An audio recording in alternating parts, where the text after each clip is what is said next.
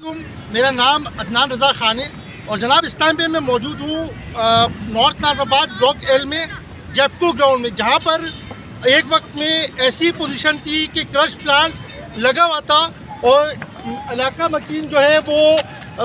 सांस की बीमारियों का शिकार हो रहे थे। तो जमात इस्लामी ने ऐसे मौके पर आवाम के साथ मिलकर स्टैंड लिया और ये यहाँ से क्रश प्लांट ख़त्म करवाया गया।